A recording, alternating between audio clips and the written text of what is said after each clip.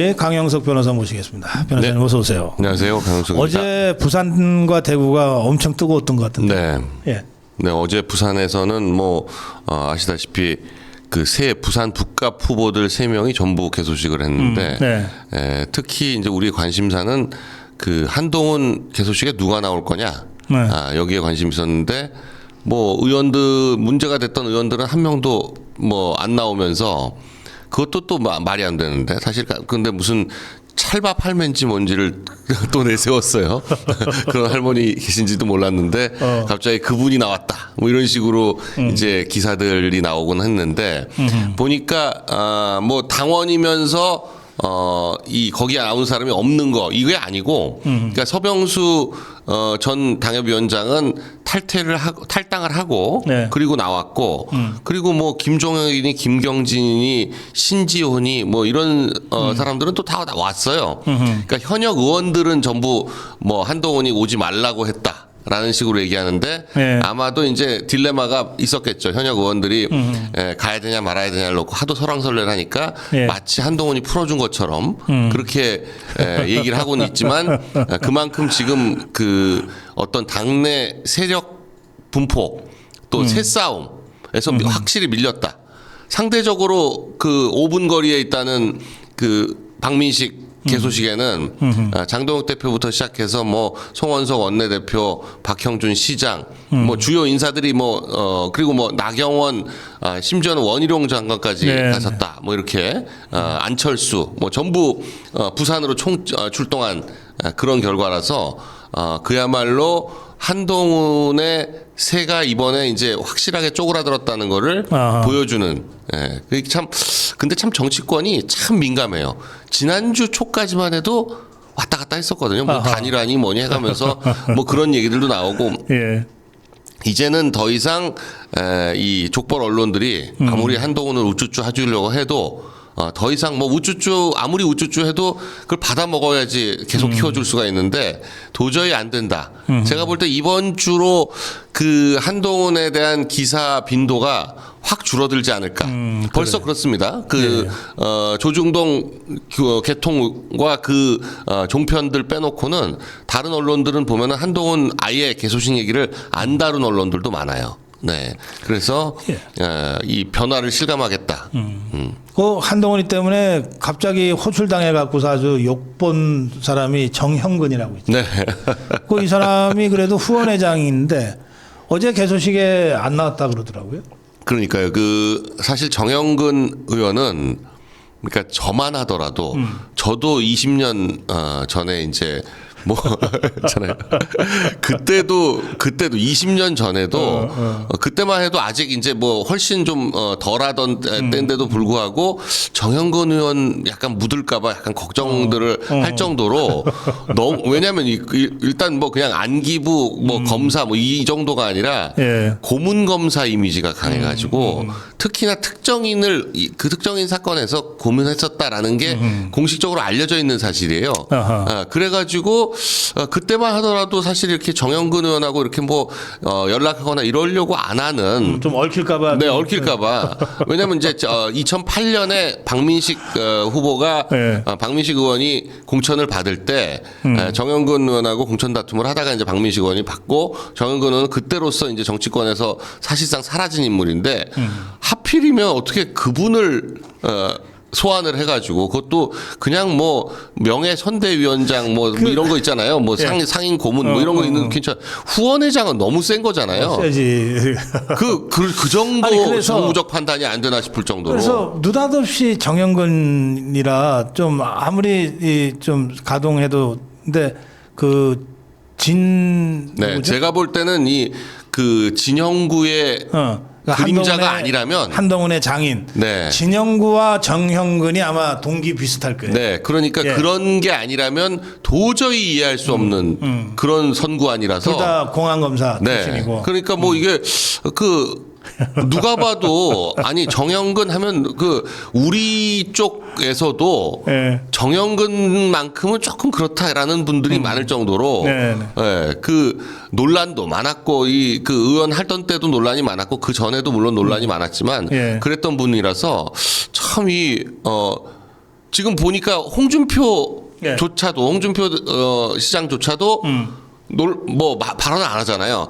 예전에 보면 홍준표 시장도 정영근 의원하고 좀 티격태격 많이 했었거든요. 그 당시에도. 그랬지. 그때 많이 했었습니다. 맞아요. 기억나요. 그때는 오히려 홍준표 의원이 소장파였고 정영근 의원은 아주 구악을 대표하는 뭐 그런 분위기라서 당내에서 굉장히 정영근을 공격하고 그런 게 많았거든요. 소장파들은. 그랬는데 그 뭐 중도 확장하겠다는 사람이 갑자기 정영근 의원을 데리고 와가지고 후원회장을 시키니 아니 이건 도대체 뭘 하자는 건지 잡탕도 아니고 그 끔찍한 혼종 뭐 이런 얘기 있잖아요. 그러니까 그래요. 이제 한동훈 군인 뉴스가 아예 별로 나오지도 않을 것 같은 상황이 지금 되고 있어서 이 정도로 하겠습니다. 저 오빠와 따까리가 유행어가 됐어요. 아니 제일 좀 안타까운 건 박현빈 씨가 부른 이제 오빠 믿어줘인가 오빠 부탁해인가 뭐 그런 노래가 있는데 이제 선거송으로 딱 적당하잖아요. 제 이름부터 그렇고 뭐 일부러 또 트로트 가수들은 선거 때 많이 쓰인다는 걸 알기 때문에 그걸 염두에 두고 이제 그 가사도 그렇고 뭐 하여간 일방적으로 내가 열심히 할 테니까 믿어달라 뭐 이런 식의 노래들을 내요. 선거 때 선거송으로 선정이 되면 어디든지 달려갈게 뭐 이런 것부터 시작해서 상당히 좀 수익이 좀 많이 있죠. 됩니다. 왜냐하면 그 지역별로도 다 돈을 내거든요. 그리고 또 지방선거는 후보별로 돈을 다 내요. 그건 이제 뭐 전체적으로 놓고 한꺼번에 계약하긴 하지만 뭐 당에서 계약하고 그다음에 이제 후보별로 계약하고 다 하기 때문에 뭐 몇 억 나옵니다. 아무리 못해도 선거송으로 지정이 되면. 그러니까 뭐 딱 적당한 노래였는데 정청래가 박현빈 수익원을 한 5억 날려먹었다. 지금 민주당에서 오빠 말도 못 나오게 한다고 오빠송을 하지 말라고 지금 공식적으로 얘기를 한다는 거 아니에요? 오빠 얘기 계속 나올까봐. 그 노래 나올 때마다 오빠 생각이 날 거 아니에요? 그렇지. 꼭 뜸북 그 오빠 생각처럼. 요즘은 그 노래 초등학교에서 배우나 모르겠습니다. 오빠 생각. 오빠 생각 아마 있을걸요? 워낙 좋은 노래니까. 그래요. 그런가 하면 이 장동혁 대표가 페북에다가 이제 95세 노모 얘기를 했어요. 그 박성준이라는 자가 이게 이제 박성준이 원래 말 취지는 이 공소 취소 그 특검 그게 지방선거에 그렇게 큰 영향 안 줘. 아니 국민 10명 중에 8, 9명은 그 뜻도 잘 몰라. 뭐 이런 얘기였어요. 근데 어쨌든 국민을 완전히 개대주라는 망언이 돼버린 거죠. 원래 그런 뜻이고. 이거를 근데 우리 장동혁 대표의 95세 노모도 아시네요. 아니 그러니까 진짜로 뭐 18명 9명이 모른다고 생각한 건 아닐지 몰라도 이제 18, 9은 알게 됐습니다. 이거 모르면 이제 바보 되는 거가 돼서 공소 취소에 대해서 아무 관심 없던 국민들도 공소 취소가 뭐지? 뭔가를 취소하는 건데 공소가 뭐야? 기소, 공소 뭐 하여간 검사가 하는 거 그거를 취소하겠다는 얘기 아니겠어? 이렇게 누구나 다 한번 이거 모르면 완전 바보 되는 거잖아요. 이제는. 모른다고 했는데 진짜 모르면 진짜 바보잖아요. 그러니까 다들 알게 돼서 이제 알게 됐어. 이제는 알게 됐어요. 그러니까 오히려 공소 취소를 이제 정말 못하게 된 거죠. 사실은 김어준이 그때 공소 취소 논란을 일으켰잖아요. 그 무슨 전직 기자와 함께 해가지고 뭐 공소 취소와 관련한 얘기를 하면서 그때부터도 그런 얘기가 나왔습니다. 이제 정말 공소 취소 못하게 됐다. 근데 그때만 하더라도 그게 어떤 오픈 게임이었다면 이번에 정말 공소 취소와 관련한 이 조작기소 특검법과 이 박성준 발언 등등으로 인해서 공소 취소는 정말 못하게 되는데 심지어는 저희가 오늘 대자유총에서 내놓은 여론조사에 질문 중에 그런 게 있거든요. 이재명 스스로가 자기 임기 중에 공소 취소를 하지 않겠다. 라는 선언을 해야 된다. 라는 거에 국민 53%가 동의를 합니다. 이게 그러니까 민주당 지지율은 아직도 뭐 40%대 초반이고 뭐 저희 조사에서 지금 7%로 좁혀졌는데 44대 37. 44대 37로 7%대로 좁혀졌는데 그 비슷한 시기에 리얼미터 거는 또 좀 그래도 꽤 벌어지거든요. 근데 거기에서는 이제 한 48%로 민주당 지지율이 나오는데 네. 그러니까 그걸 놓고 기준으로 하더라도 48이냐 44냐 뭐 큰 의미는 없지만 그런 기준으로 하더라도 이재명이 과반 이상 자기가 스스로 공소 취소를 안 하겠다고 밝혀야 된다라고 얘기하는 거는 그 민주당 지지층 중에서도 일부는 이런 얘기에 동의한다는 얘기거든요. 그렇죠. 예. 그러니까 그만큼 이제 어찌됐거나 정치는 명분 싸움입니다.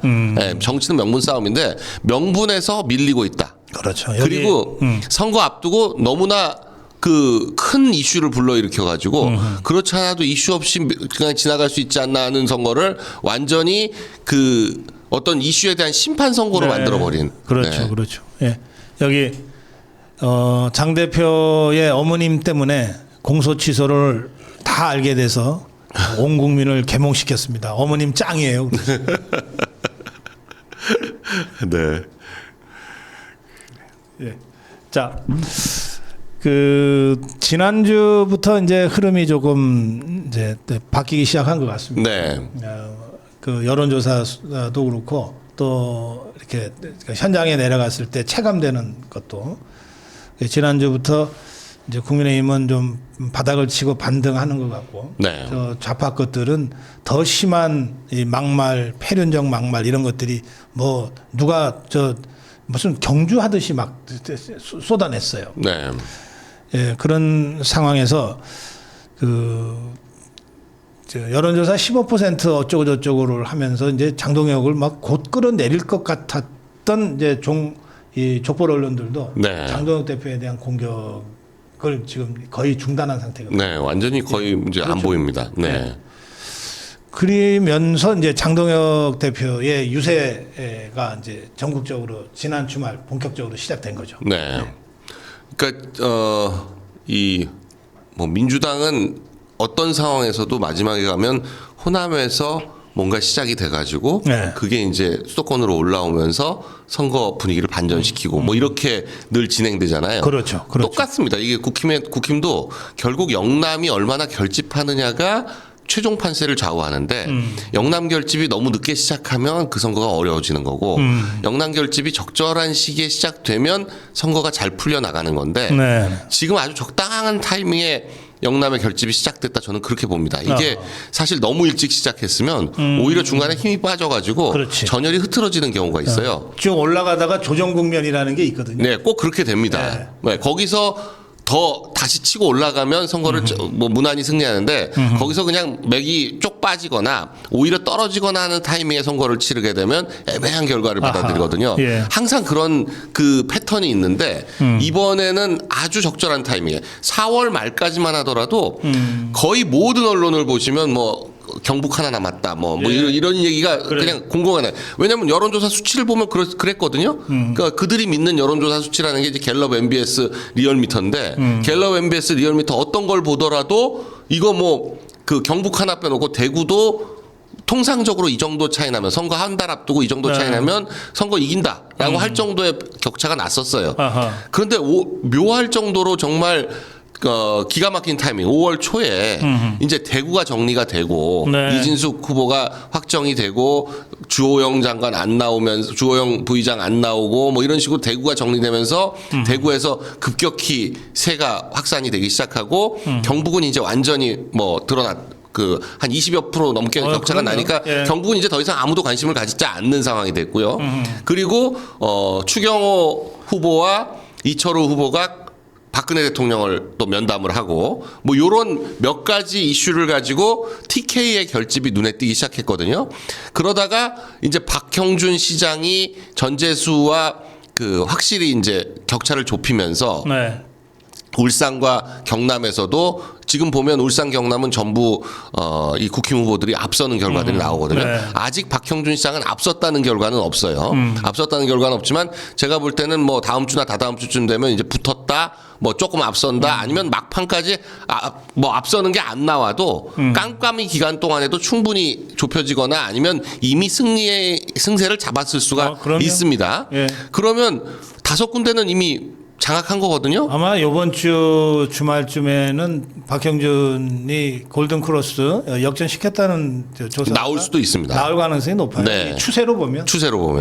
그러면 지금 다들 예상하다시피 지금 대구하고 네. 울산 남갑 그리고 부산 북갑 여기가 이제 세 군데가 보궐이 펼쳐지는데 영남에서 네. 이 세 군데도 무난히 이제 그럼요. 부산 북갑 빼놓고는 두 군데는 뭐 이미 확정적이고 이 부산 북갑도 한동훈이 저렇게 밀리면 한동훈이 과연 끝까지 갈 수 있겠는가? 네. 이건 뭐 다른 걸 떠나서 본인의 정치적인 재기 뭐 이런 거를 생각했을 때 네, 네. 여기서 진짜 최악은 본인이 한 9%쯤 얻었는데 그 9% 때문에 박민식 후보가 낙선한다? 이렇게 되면 한동훈은 완전히 재기불능이 되는 아하, 거고 예. 그냥 9%쯤 얻고 박민식 후보가 당선되면 한동훈은 그냥 웃기는 사람처럼 되는 거죠. 웃기는 사람처럼 되는 거고 뭐 이런 결과를 본인도 지금 생각하지 않을 수가 없을 거예요. 자기들도 아마 여론조사를 뭐 나름대로 그 캠프 내에서 ARS 기계 갖다 놓고 매일 돌려볼 거거든요. 그 지역 내 그 뭐 당원 명부라든지 하겠죠. 예. 확보한 전화 명부가 이제 꽤 있을 겁니다. 그런 것들 뭐 서병수 위원장이 갖다 준 명부도 있을 거고 뭐 나름대로 확보한 것들을 놓고 계속 돌려볼 텐데 매일매일 떨어진다는 게 느껴질 거거든요. 그러면 과연 15일에 후보 등록할 때까지 버틸 수 있을까? 후보 등록하고도 계속 갈 수 있을까? 이런 생각을 하게 될 거고. 네. 그러면 뭐 예. 영남권에서 선거 결과가 일단 최악의 패배는 면했다. 벌써 이렇게 될 겁니다. 그 다음에 그 바람이 이제 가까운 지역으로 충북, 충청도. 그래서 저는 장동혁 대표가 지금 충청도 지원 유세를 시작을 했거든요. 네네. 그게 굉장히 의미가 있다고 봅니다. 아하, 예. 장동혁 대표로서 이제 확고하게 이 당을 장악했다라는 거를 충청도민들한테 보여주면서 네. 충청도민들한테 차기 대권 주자로서의 이미지 또 그리고 장동혁 대표의 유세에 따라서 후보들이 정말 수혜를 입었다. 그건 후보들이 제일 잘 알거든요. 후보들과 같이 다녀봤을 때 후보들한테 몰리는 어떤 인파라든지 뭐 이런 것들을 보고 예. 후보들은 제일 먼저 그걸 느끼는데 그렇죠. 그렇게 해서 실제로 진짜 그 충청 결과가 좋았다. 이렇게 되면 뭐 당의 입지는 확고해지는 거죠. 네. 특히 지금 장동혁 대표가 이제 그 공중전을 계속하고 있는데 네. SNS를 통한 공중전.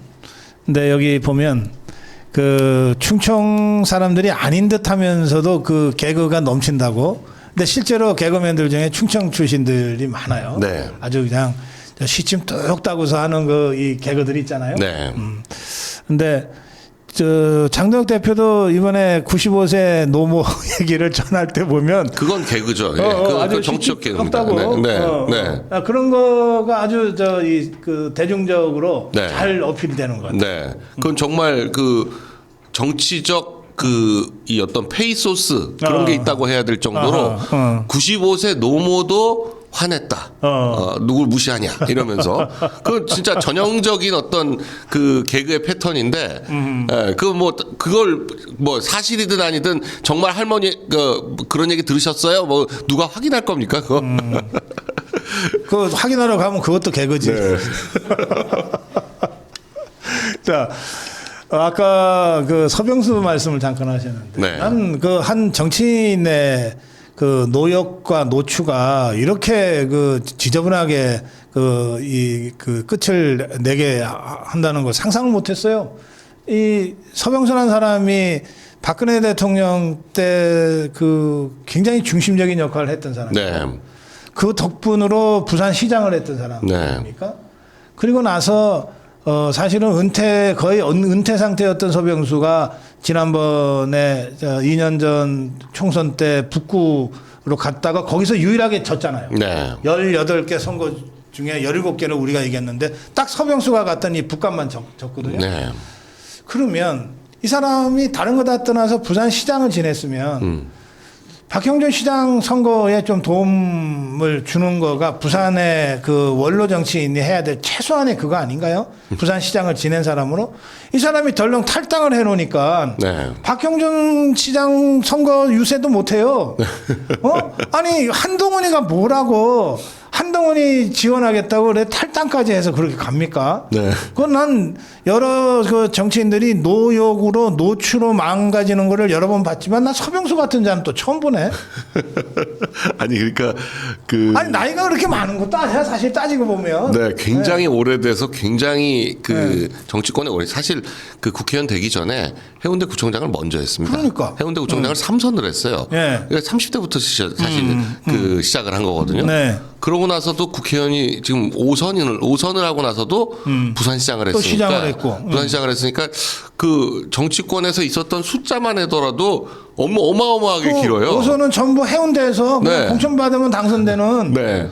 아니 그러니까 이게 당에 이런 은전과 이런 혜택을 두루두루 받은 자도 없고 찾아보려면. 네. 그리고 지 동생까지 지금 국회의원 하잖아요. 네. 그것도 울주에서 거기도 공천 받으면 당선되는 건데. 그러니까 그 서울의 웬만한 지역구에 있는 분들은 부산 가면 부산은 다 그냥 서울 강남 같다 이런 느낌을 받거든요. 그렇죠. 예. 근데 거기서 떨어졌단 말이에요. 근데 아니 시장까지 하신 분이 어떻게 네. 그 떨어지냐 이거죠. 그것도 네. 황당한데 그러니까 이분은 그러니까 해운대는 부산에서도 최고의 지역이기 때문에 그러니까 사실상 그냥 비례대표로만 쭉 정치를 한 네. 한 번도 지역구민들과 함께 호흡하면서 뭐 지역구 활동을 한다거나 그런 게 아니고 사실 그 참 이런 얘기를 선거 때 앞두고 말씀드리긴 좀 그렇지만 이 수도권과 영남권의 이 정치인들이 그 특히 국힘 정치인들이 굉장히 다르다. 네, 달라요. 네, 굉장히 네. 다를 수밖에 없는 게 영남권은 공천만 받으면 그 다음부터는 무슨 뭐 아침에 지하철역 앞에서 인사하거나 이런 거 별로 안 하거든요. 그냥 사무실에 앉아 있으면 사람들이 찾아와요. 아, 그렇지. 네, 그 사람들하고 인사하고 같이 커피 마시고 이게 선거 운동이라고 생각을 네, 하거든요. 네, 네. 근데 수도권에 있는 사람들은 어디 사무실에 앉아 있냐. 사무실에 앉아 있는 사람들 있으면 표는 밖에 있다고 왜 여기 앉아 있냐고. 그렇지, 그러면서 야단 맞지. 야단 쳐요. 딱 한 명만 그 본부장급 한 명만 앉아가지고 혹시 찾아오는 사람 있으면 응대해주는 정도 이거지. 무슨 뭐 사무실에 사람들이 찾아오거나 뭐 이런 선거가 아니거든요. 근데 이 영남하고 그러니까 그만큼 다른 거죠. 찾아오는 사람과 밖에 나가서 표를 주스러 다니는 것과는 천양지차거든요. 근데 하여튼 뭐 그렇게 정치를 하셨던 분인데 그러다 보니까 이제 뭐 막판에 뭐 도대체 뭘 바라는 건지 모르겠습니다. 제가 볼 때는 저분은 저걸 자기 정치적 승부수라고 생각했을 거예요. 만일에 한동훈이 그 이번에 당선이 되고 그리고 나서 당권을 잡고 다음에 대권을 잡으면 본인은 총리 후보 넘버원이다. 그런 계산했겠죠. 아니 뭐. 아이고 참 알겠습니다. 하여튼 참 아주 추루한 이 낡은 정치인. 아니 근데 그나마 서병수 의원은 좀 낫다고 치는데 네. 김종혁, 신지호, 김경진은 탈당도 안 하고 거기 가가지고 그러고 있으면 그건 또 뭐예요? 그 선거 끝난 다음에 이제 네. 하나 정리해야죠. 네. 마무리 한 말씀 듣겠습니다. 네, 저는 뭐 제일 어려웠던 지난 4월 중순부터도 이 지방선거라는 게 결국은 그 투표율도 그렇고 지지층을 얼마나 결집시키고 지지층이 다 나와서 투표하는 거지 중도 확장이니 뭐니 이런 게 먹히는 선거가 아니다. 그렇죠. 네, 그런 말씀을 계속 드려왔는데 제가 그래서 이번에 그게 틀리면 그래가지고 이번에 만약에 국힘이 개멸적 패배를 당하면 저도 이거 유튜브 접어야 되는 거 아닌가 그런 생각이 들 정도로 이거 4월 말까지도 반전의 기미가 안 보여서 야 이거 이러다가 진짜 망신당하는 거 아닌가 하는 걱정을 했었는데 참 묘하게 그러니까 저도 그런 말씀을 계속 드려왔거든요. 이게 선거가 내가 잘해서 되는 것도 있지만 상대방이 못해서 되는 경우가 훨씬 많다. 그래. 그리고 특히나 이 지방선거는 결국은 정권에 대한 판단이 제일 중요하기 때문에 여당이 얼마나 잘하냐 못하냐 이걸 판단하는 거지 야당이 잘하는지 못하는지를 판단하는 선거가 아니다. 예. 그렇기 때문에 결국 저쪽에서 뭔가 뻑수가 나와서 판세가 변화하는 결과가 나올 거다라고 계속 말씀을 드려왔는데 어찌됐건 그런 상황이 펼쳐지고 있습니다. 그럼요. 예. 그런데다가 또 지금 급속히 국힘은 또 거기에 탄력을 받아가지고 결집하는 모습을 보이고 있거든요. 그동안 뭐 국힘하면 내분으로서 상징되는 당이었는데 지금은 이제 언제 그랬냐는 듯이 지금 예. 급속히 결집을 하고 있어요. 이제 뭐 오세훈 야양자 그 후보가 장동혁 대표를 불러다가 이제 그 하여간 뭐라고 해야 될까 일종의 반성하는 그 뭔가 퍼포먼스가 함께 뭔가 해주는 모습을 보여주면 또 국민들이 아 그래도 서울하고 경기에서도 뭔가 희망을 가질 수 있다 이런 생각을 하실 거고 다행히 지금 서울에서는 부동산 이슈가 굉장히 먹히고 있고 또 상대 정원호 후보가 굉장히 무능하다는 걸 점점 보여주고 있어요. 그 공약 발표하는 영상 혹시 그 도는 게 좀 있는데 보셨을지 모르겠는데 네. 본인의 공약인데 본인이 몰라요. 누가 대신 나와서 하고 있어. 그 앞에 서 있어요.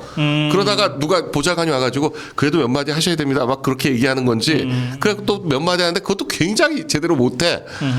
그래서 토론을 정말 못한다고 하더니 이유가 있어요. 네. 그 영원히 깡꾼에서 아직 안 돌아왔어. 그 얼마나 좋은 데인데 깡꾼. 마음의 고향은 칸쿤인가 봐요. 깡꾼에서 영원히 안 돌아왔어요. 그냥 여기 뭐 몸만 왔다 갔다 하는 거예요. 거기다가 뭐 그 서울 시민들의 아주 그 뭐랄까요 그 정서를 딱 건드리는 빌라 얘기를 꺼내버리는 네, 바람에 그렇지. 예, 빌라 정원호 아파트 오세훈 이렇게 딱 그냥 사실 부동산이 굉장히 어려운 이슈라서 네. 선거 때 이슈로 쓰기가 적합하지가 않은데 그 스스로 또 본인이 빌라 얘기를 해줬어요. 예, 그러니 뭐 빌라 더군다나 생숙 얘기까지 했거든요. 그러니까 저는 저 양반이 굉장히 부동산 자체에 대해서 무식하다고 생각하는 게 생활형 숙박시설은 주민등록이 불가능합니다. 그렇기 때문에 이거를 주거로 쓸 수가 없어요. 근데 빌라 뭐 오피스텔 생숙을 전월세로 전환하겠다 이런 황당한 소리를 해가지고 저 양반은 기본적인 그 시정에 대한 이해가 너무나 떨어지는구나. 네, 그런 생각을 해서 충분히 서울시장 선거도 해볼 만해졌다 그렇게 그래. 보여집니다. 아니 정원호 불러놓고 부동산 정책 물어보는 사람들이 잘못된 거지. 깡꾼이나 물어봐. 깡꾼. 네? 가려면 어떻게 가야 되냐. 네. 가면 뭐가 좋냐. 자 오늘 강펀치 강영석 변호사 함께했습니다. 네. 고맙습니다. 감사합니다.